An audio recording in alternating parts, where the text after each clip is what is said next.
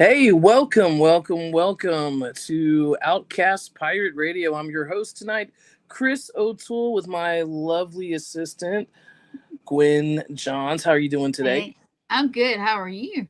I am busy. I am. My head feels like it's about to explode. I was unaware that this job position that I applied for, basically researching and training AI models.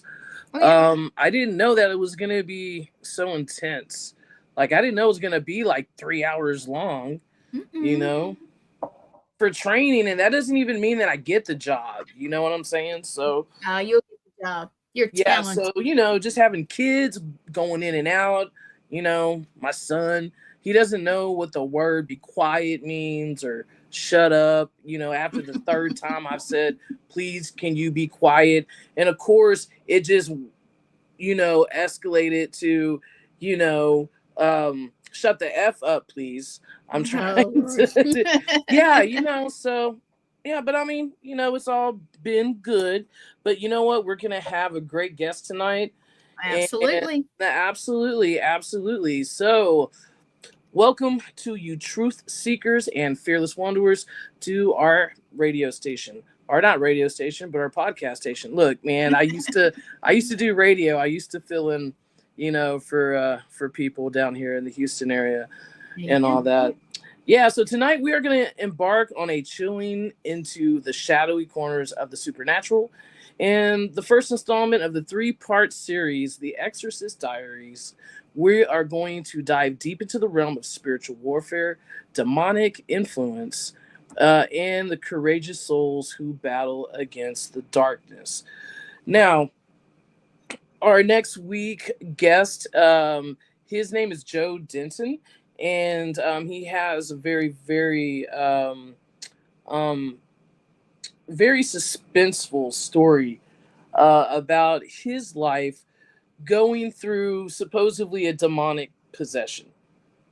And I think he's still going through that, Hmm. and also too, like, he gave his life to Christ, but of course he's still feeling the battles of principality and everything like that. He told me that, hey, life has been pretty good for the past 3 months, so that's good. But I mean, as we know, especially with demonic possessions and everything like that, it comes and goes, so there could be a lot of activity, and then it just feels like, okay, well, they're not messing with you anymore, which they're just standing in the shadows waiting for your weakest time, so.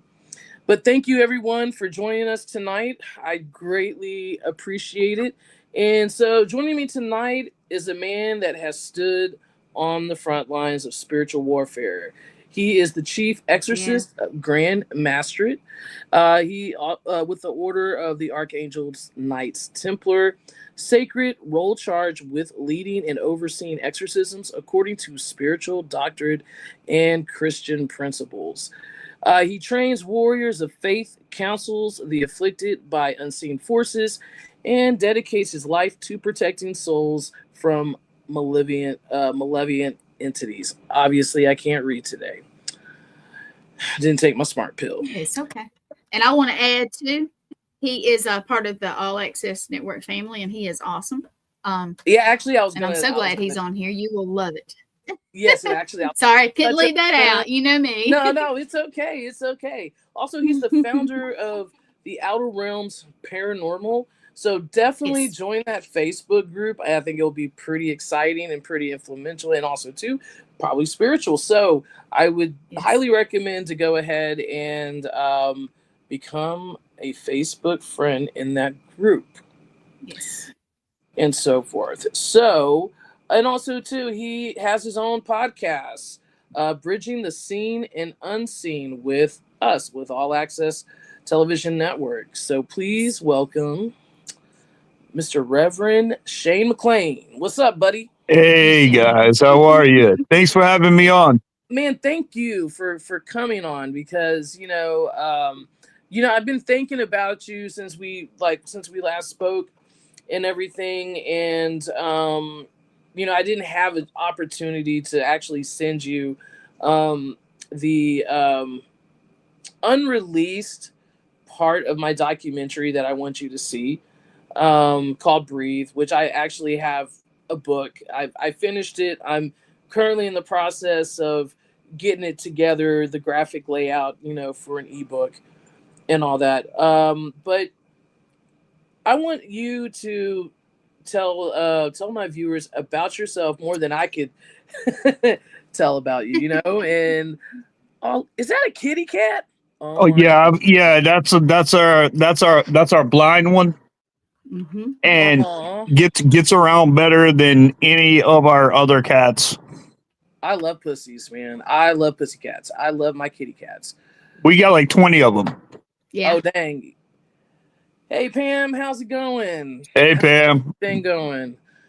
And yeah, like my little cat, he's asleep in a box. I have not thrown away yet because it just seems like they really love to sleep in this box.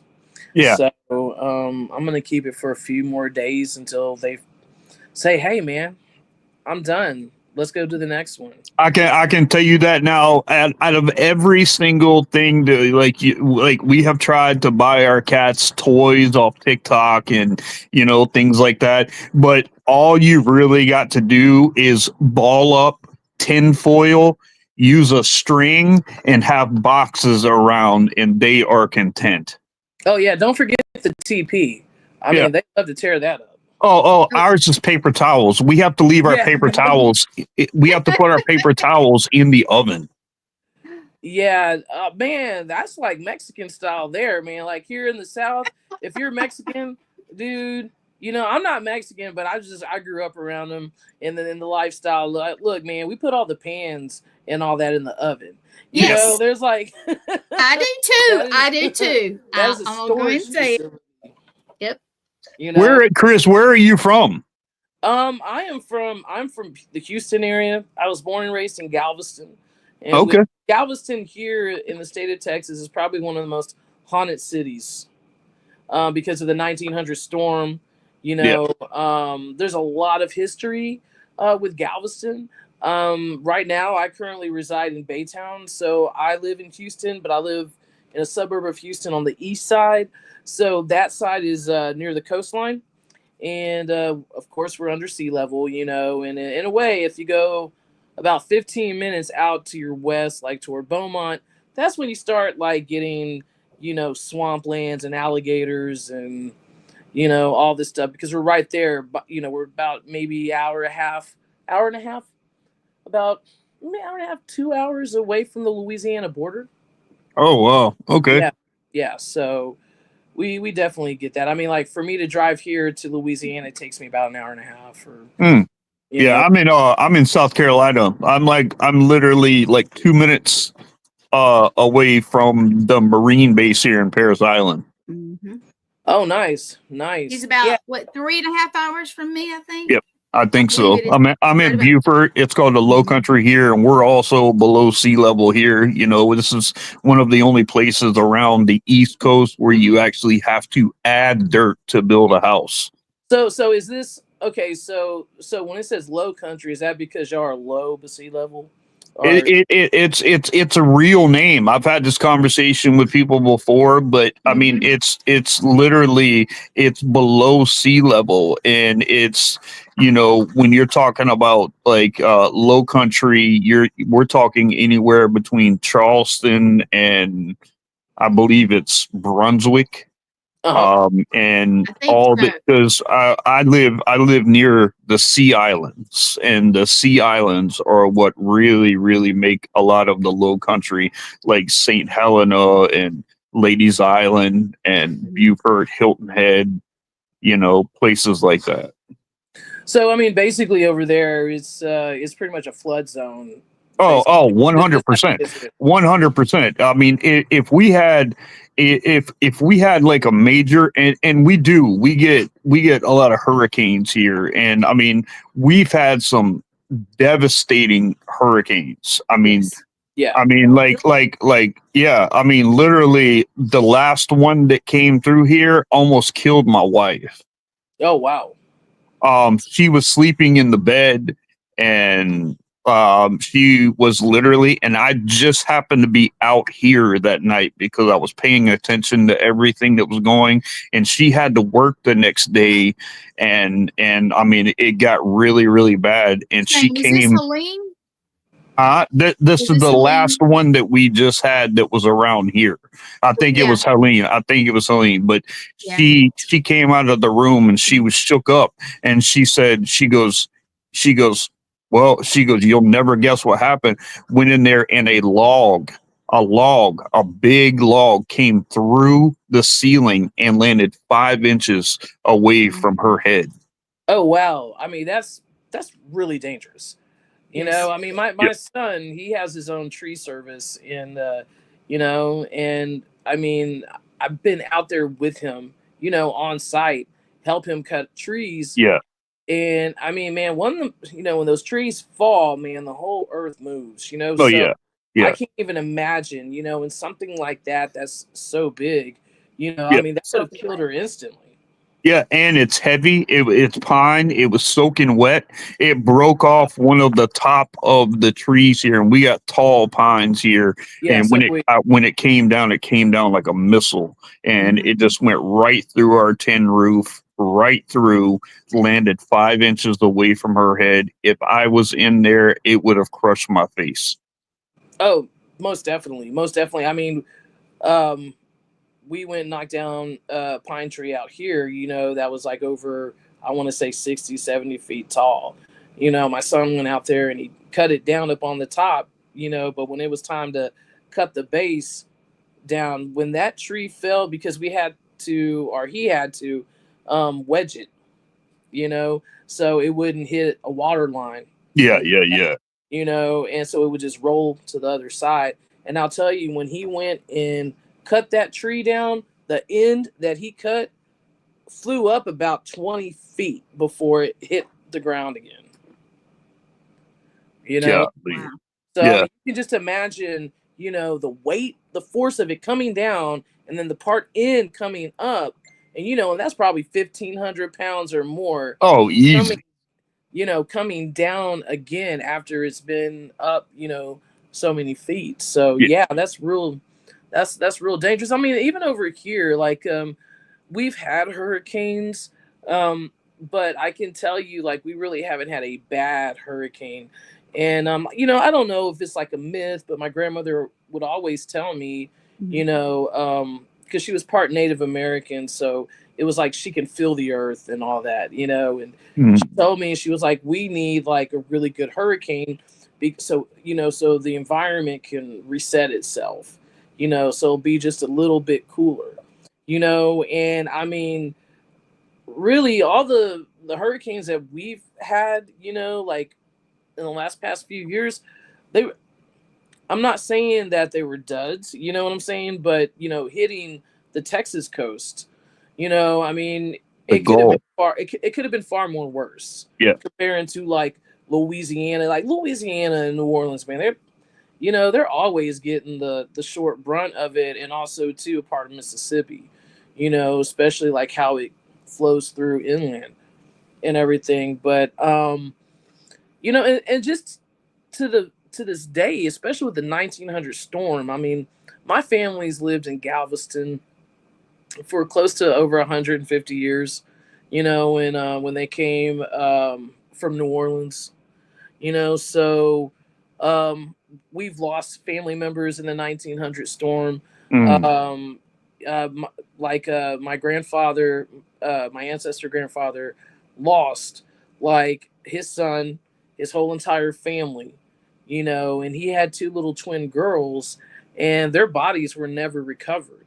oh You know, gosh. and my grandmother, they just, my great grandmother, if I'm not mistaken, you know, I don't know if they just moved to Galveston or what. I think they've been in Galveston for quite some time, but I think she was new from Pennsylvania, Mm, you know. And she told me, like, when she was young, before she passed away, that her dad put her on a wooden door, you know, and strapped her on with a rope. And she didn't remember anything. When she came through, she was floating in the middle of the ocean, you know, with bodies all around her, and eventually, it washed her up upon shore and everything.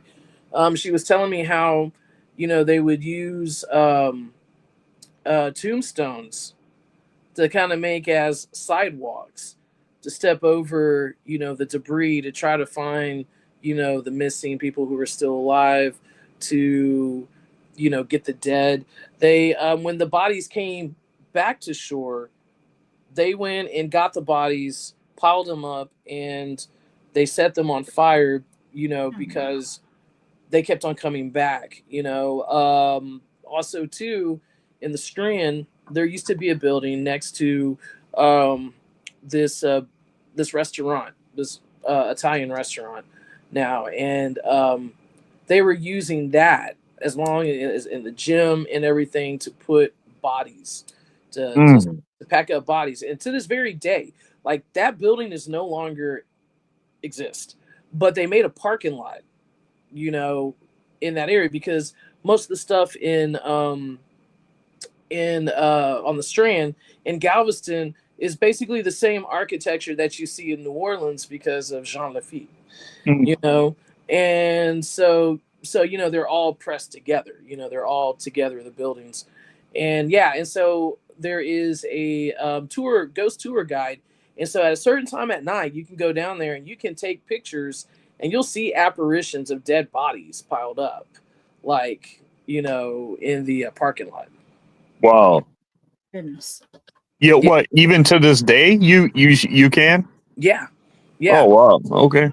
Yeah. That's like, I think that's one of like the highlights of the ghost tour is people can take pictures, right in that area. And majority of the time they'll get apparitions of bodies, laying, piled up and so forth. I mean, like, I know it's like morbid, but yeah, that's interesting though, because like wherever there's tragedy and stuff like that, people always wonder, like, is this place haunted? Is this place haunted? You think about the most obvious, like, trauma driven places. You think about airplanes, hospitals, prisons, stuff of that nature. I mean, you're definitely going to have. It's like Bobby Mackey's, for instance. They tore the building down there, but you do realize, like, they're on a river there that flows the opposite direction. One, which is obviously strange in itself. It flows upriver instead of downriver, and it's also, that building was built on top of limestone that was all underneath, which is a conduit for paranormal activity. No one ever cleansed that place. No one ever cleared that place. No one ever did anything. So they're going to clear the land down, and then they'll put another building or something there, and they're going to have issues from the jump. I guarantee you. I know, I totally agree with you 100%. I mean, even looking at the videos and looking at the photos of Bobby Mackey's being torn down, I mean, just as a psychic medium, man, I can feel the energy just not happy. You know what I'm saying? For that structure to be demolished. Yeah. And just like I don't know, man, Bobby Mackey's, like, I've never been there. That was one of my places I wanted to go, to get off my bucket list. Obviously that's no more. I mean, I can still go there, you know what I'm saying? And and try to pick up residual energy, but at the same time, I'm not trying to have somebody come home with me and Right. like, hey, I got a new home now, That's been the issue with people that have gone there, even seasoned investigators that I've talked to that have gone there, that they've had residual happen even after. They've had things come up to where, like, names and things that happen inside Bobby Mackey's were happening inside their house, and a lot of it is mental. A lot of it messes with their psyche. So do you think because people have had these experiences, coming from that location, do you think that there is possibly, some type of, you know, demonic energy that's associated with it? Or do you just think because it affects, as you said, the psyche? Because I've noticed where I used to live and all that, when I lived in an old home, not an old home, but I lived on a old plantation that they made as a, as a little suburb. And that was like kind of like one of the issues, that we were kind of having where I was living at, about like for instance, I have on video, and like I don't know if Gwen has it or not, but there's a video of one of the guys that been experiencing paranormal issues. That was on my documentary of Haunted Old Bell Prairie.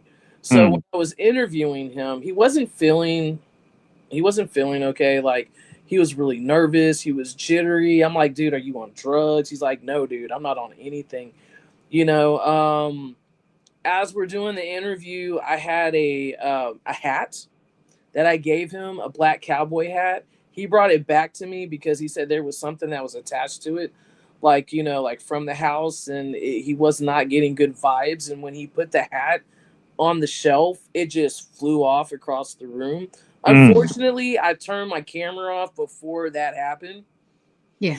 You know what I'm saying? So I did not have the opportunity to catch it. Also, too, when I did a one-on-one interview with him, just like with audio in my bedroom, he was like telling me like some strange things that he was seeing. Like, he kept on seeing like this black dark figure, kind of like a cryptic, but you just couldn't see through it and all that. And it was really outrageous. Not the fact that I didn't believe him, but it's just like, you know what?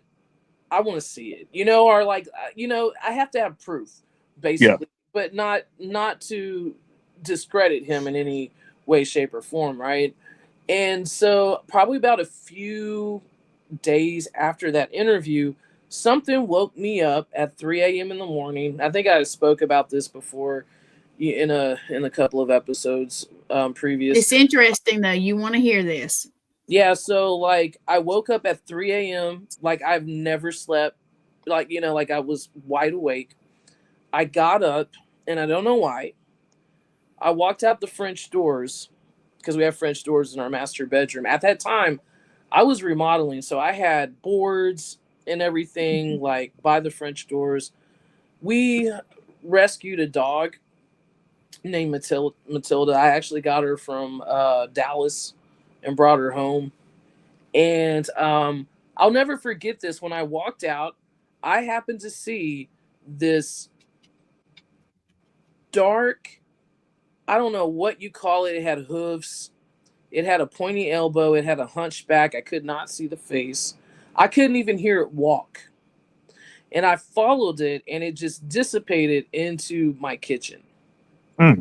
Okay. Now there was a divider, so there was like a built-in bookcase, separating the kitchen from the living room and all that.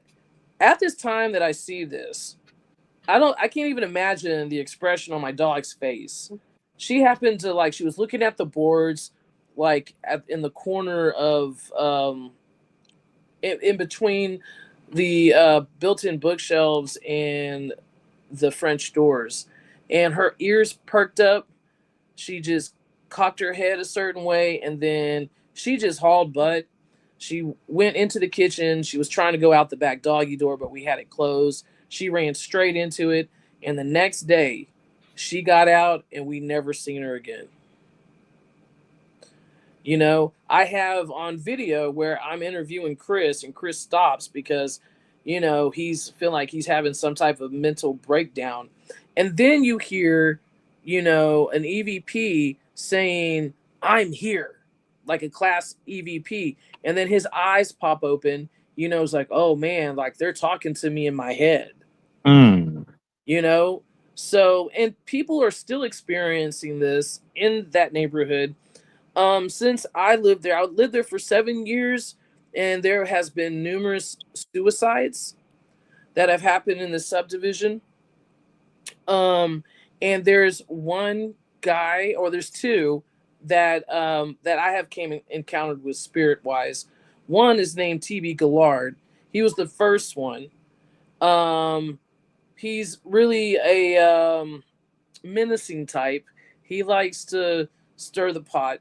I guess he thinks possibly that I am one of his children that he murdered back in the day in the 1800s Mm. because he was raping the slaves.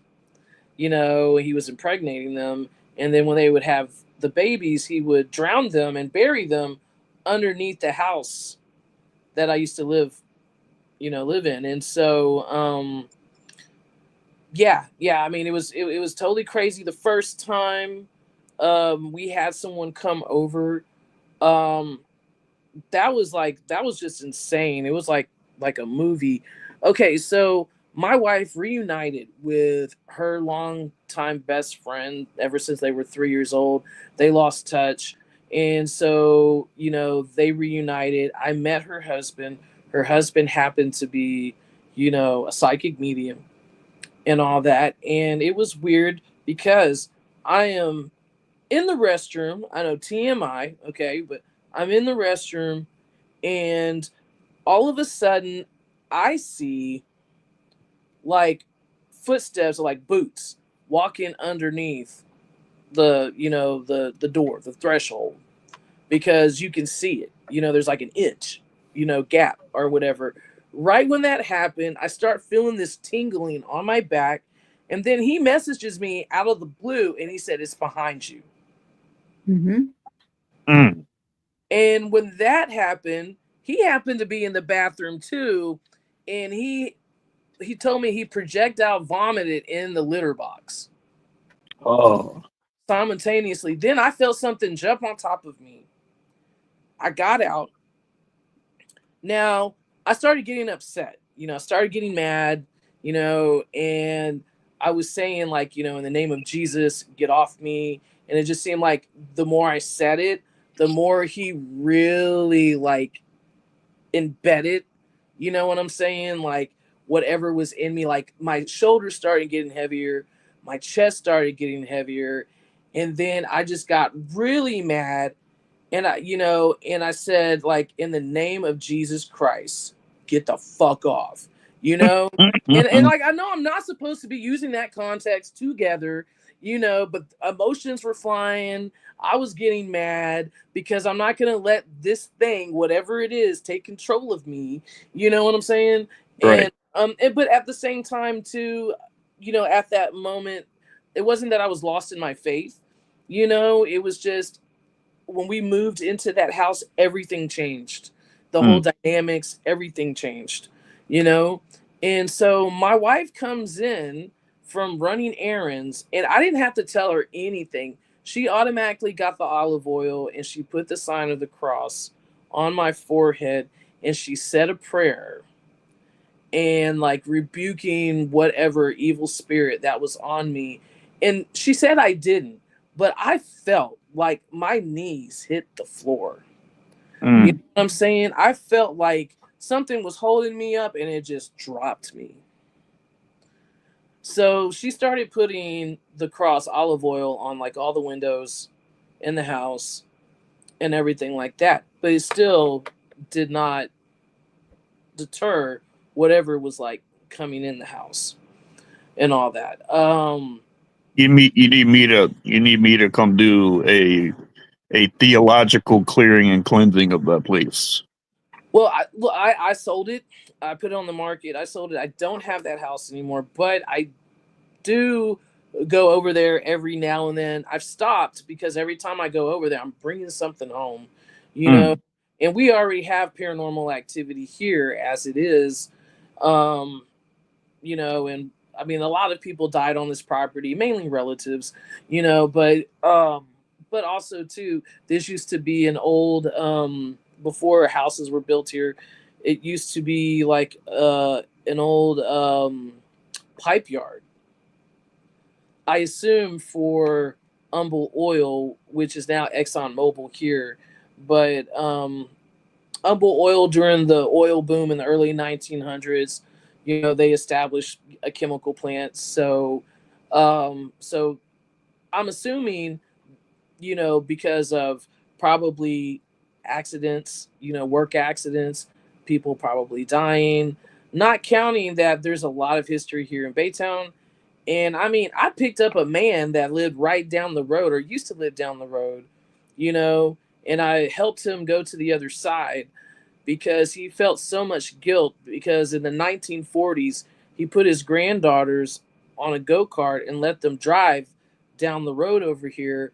And I guess someone didn't see them and hit them, and the gas tank caught on fire and it burned them alive. Oh man.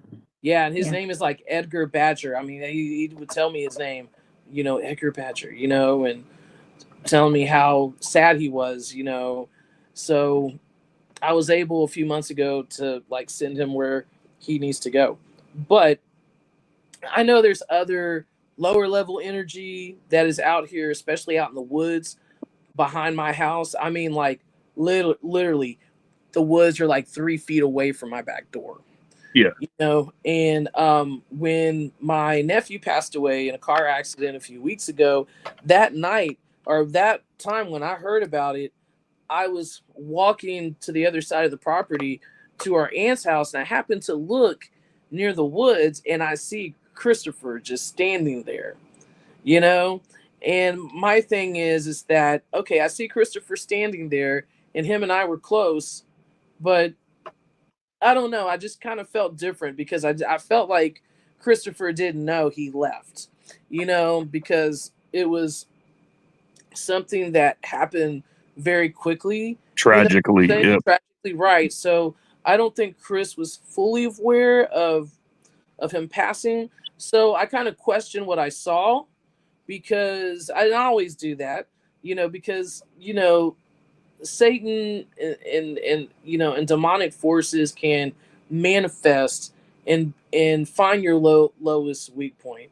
You know what I'm saying? To kind of put, tug on a heartstring to provide some type of trust so they can get in and create havoc on your life. But yeah, that's what really interests me about you, Shane, is the work that you do. I thank you because not a lot of people can do it. No, I absolutely not. I feel that, God has sent me to do similar work, as you do. I am, I don't have too much knowledge. I only have basic knowledge of demonology, but I just feel like God always puts me in situations that nobody would go into. Yeah.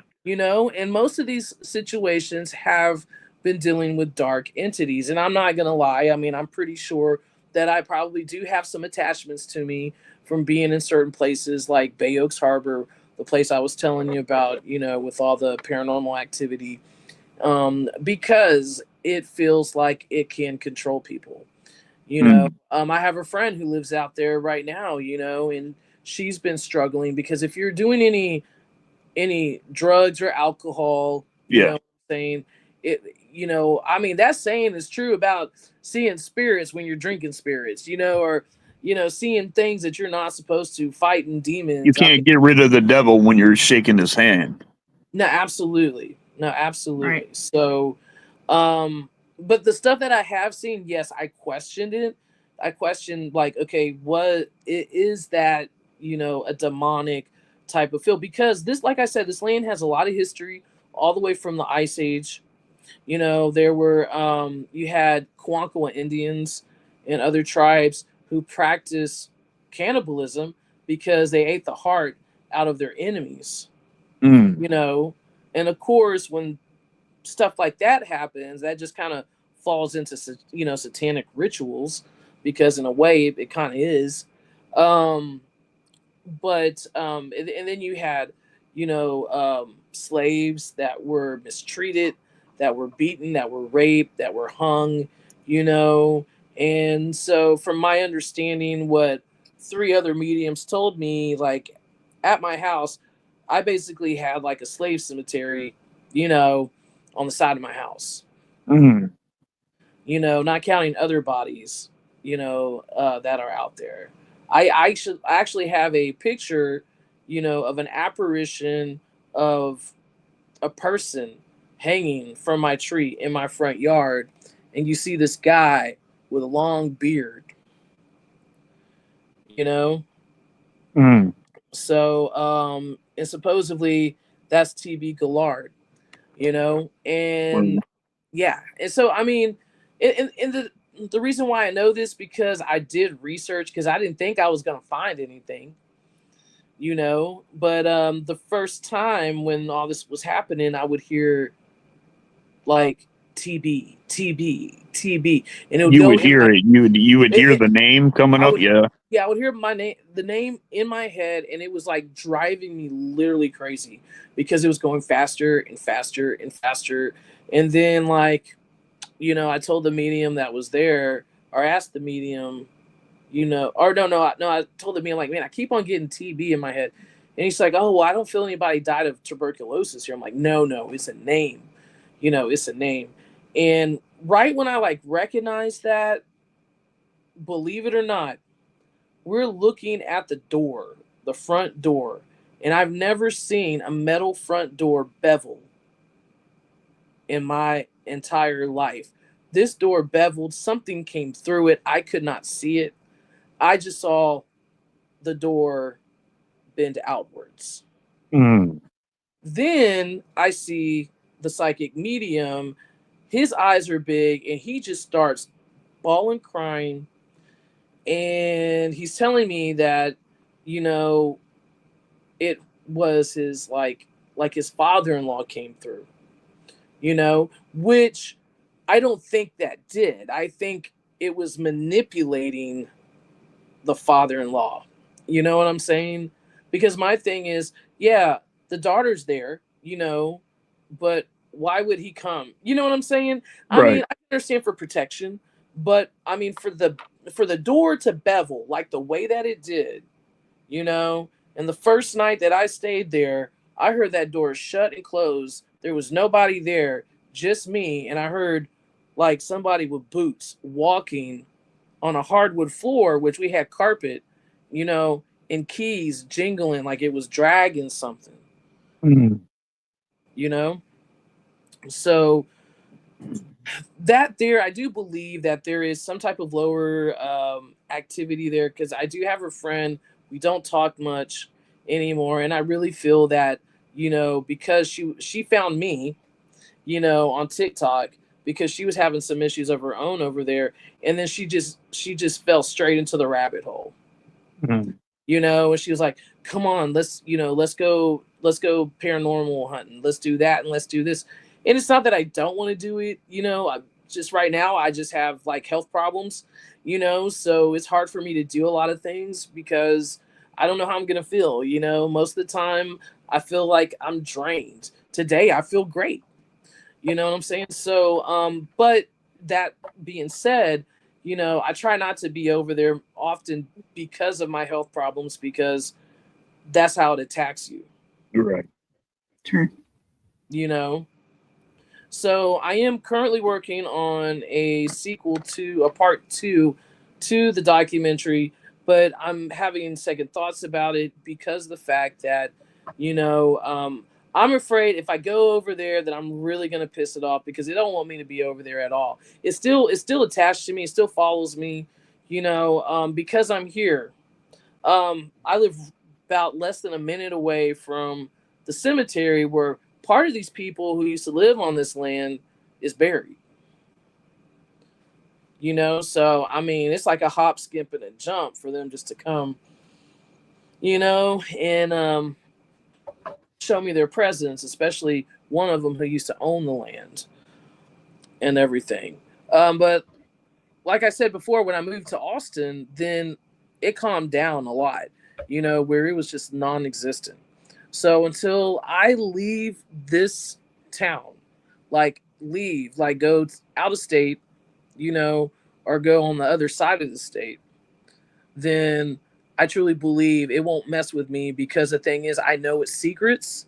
They don't like it, and they don't want me to tell anyone. You know, and basically what it was, they were abusing children, you know, abusing slave children, abusing orphans, you know, SA and them, you know, even I feel like they have also too have killed these children, you know, for purposes.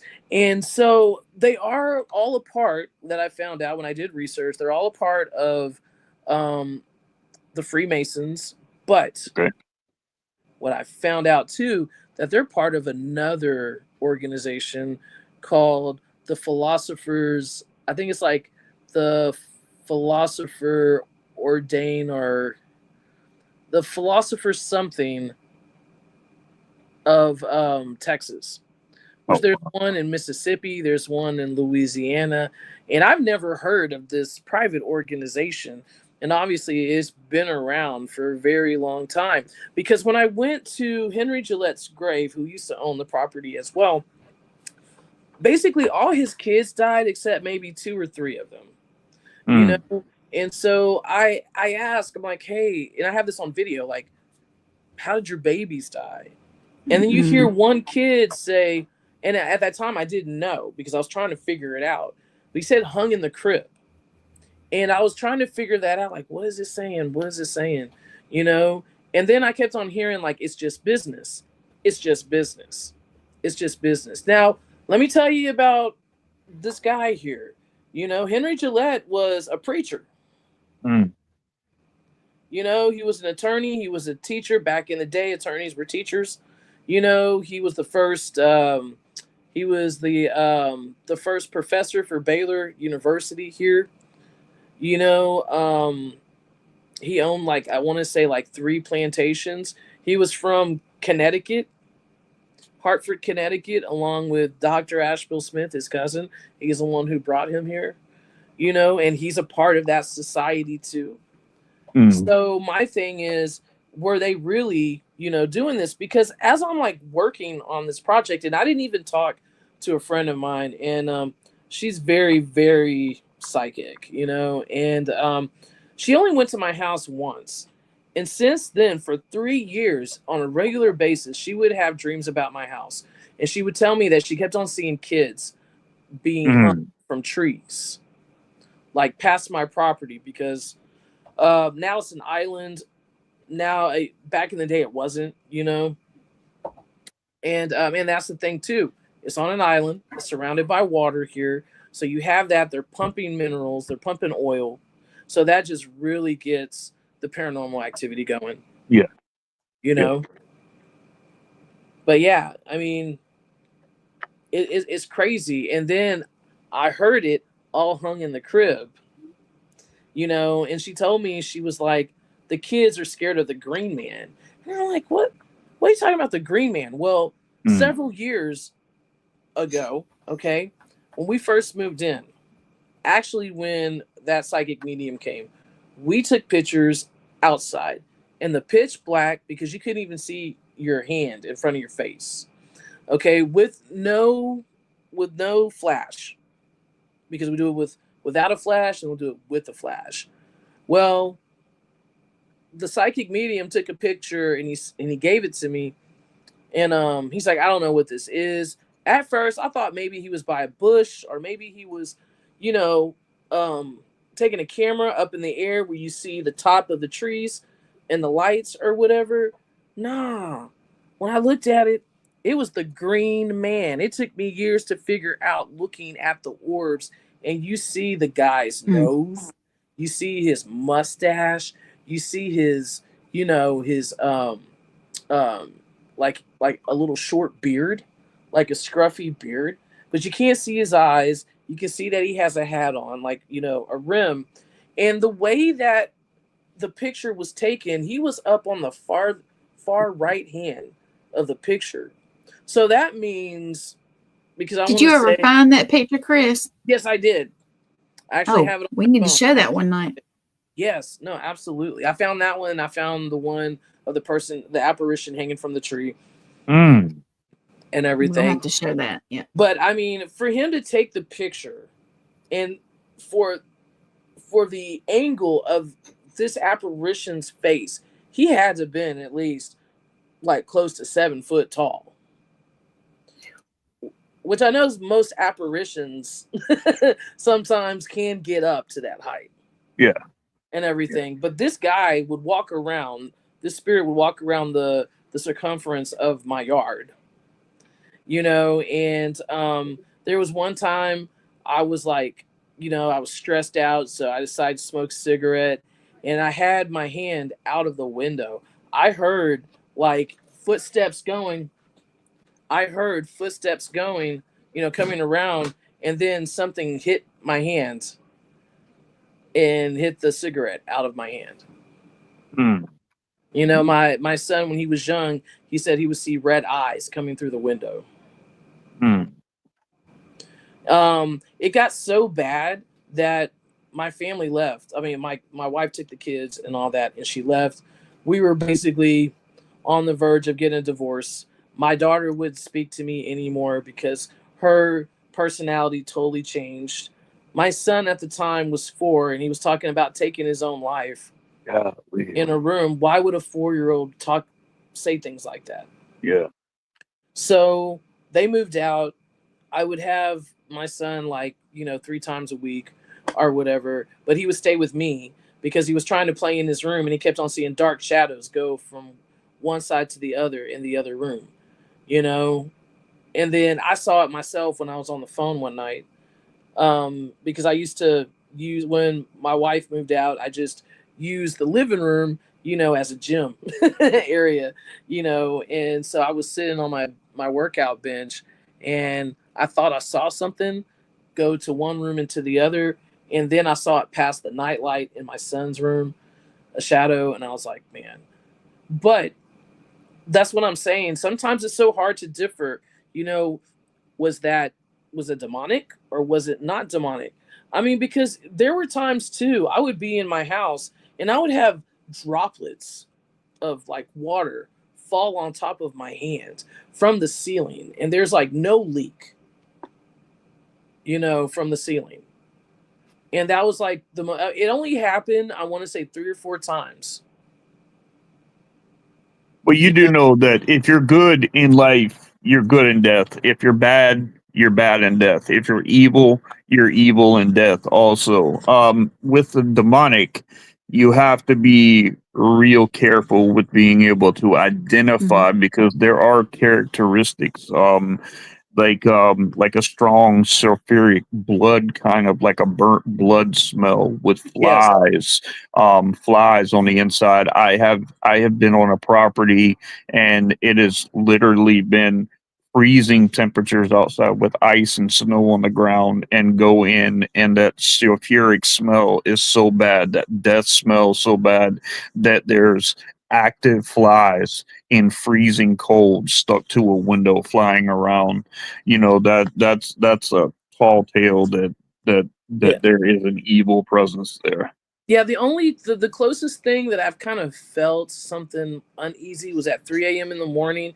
We actually moved out of that house and acquired a house across the street. We thought that, you know, it would be better energy. No, it was far more worse than the blue house that we were living in. And I would be like watching television, and I would see from the corner of my eye a black blob, like pitch black, and it was spread over the door where you couldn't even see the door. And if I looked at it, then all of a sudden it would just shrink back up, and I would see it shrink, and then it would go and scoot itself on the other side of the door. Wow. If I wasn't, you know, if I was continued looking at the TV again from my peripheral vision, it started to come back out, and it was like little, not hands, you know what I'm saying? But it was like a black blob. I can't even, you know, but it was like, it looked like it had tentacles, and it was like coming down. And then, of course, if I look at it again, it stops, and then it'll zoop right back up, where like it intentionally wanted me to see it. You know, about, I want to say a few nights, 3 a.m. in the morning, I wake up to this pungent smell, it smells like there is a skunk, but it was like far more worse than a skunk. And I thought, well, I mean, we live out by the woods, so there's possibly a skunk out there. Probably somebody ran one over, on the side. Hey, Thomas, how's it going, man? What's up, Hey, Thomas? Yeah, so I went outside. There was no skunk smell. Nowhere outside. You know how skunks, they linger. I mean, you can smell them too. Yeah, 3 yeah. Oh my gosh, they're It's horrible. Right. But I didn't smell it outside. When I didn't smell it outside, then I knew right then and there, like, okay, there's something that's in here. And so I told it to leave. Like, you have no place here. In the name of Jesus Christ, you need to go. I rebuke you, And it took a while, but then it left.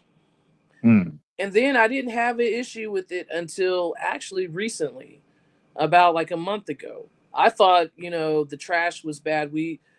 Our place is kind of like it's like a maid's quarters in a way, and there's wildlife outside, so anything could come underneath the house and die.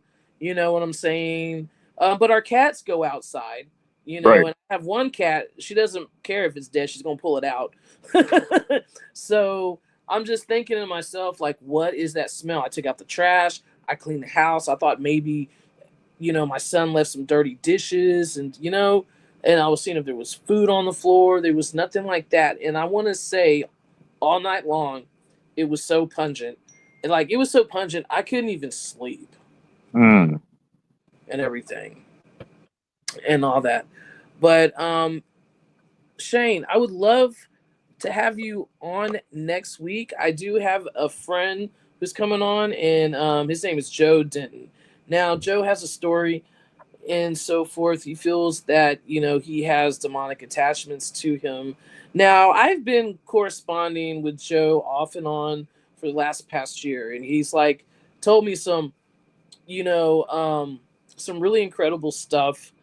And actually, I was supposed to go over there, and I couldn't. And I had to go somewhere else. And something was telling me not to go. I was supposed So to. please be careful. We had this Yeah. discussion. Please be careful. Yeah, and there was another group that was there, and so basically, I was going to go there to see what was going on and all that. But I don't know, something just stopped me from going. I mean, I did have to work, but just something stopped me from going. And then, like, right after work, I went to my friend's house and I was telling her about it. And then the lights flickered. Just the light in the dining room, no other lights, And I mean, I used to do electrician work. I mean, if one light's going to go, you know what I'm saying? All the lights are going to blink off unless there's some type of electrical, issue. Mm-hmm. You know what I'm saying? But she's like, that's the first time it's ever done it. I asked her, how was things at the house? Nothing hasn't happened since. I mean, it was to the point that she asked me to leave. But I would love to have you on if you can, for next week's show, because I would love for you to talk to Joe. Joe's been wanting to talk to someone of the cloth. I'd love to. Yeah, you just send me the link next week, and I'd love to help you guys out. Awesome. Well, thank you so much, Shane, for being with me tonight. I greatly appreciate it, and I can't wait to see you. You are awesome, Shane. Yep. You Thank are you, awesome, guys. man. You are awesome. You are just like, a breath of fresh air. Like, Thank you. That means a lot. Thank you, guys. And I definitely want to get your friends on. I just went blank with his name. I just had it on the tip of my tongue. I can't remember, but I'll go and shoot you a message. But I would definitely want him to come on, because I don't know, man. Something's calling me to talk to him for a reason. I don't know why, but I'm going to go with my feeling on my gut on that. But yeah, I'll definitely hit you up. But thank you so much, guys. Thank you, audience, for coming and listening to us. Thank you. Thank you, guys. Thank you guys are awesome.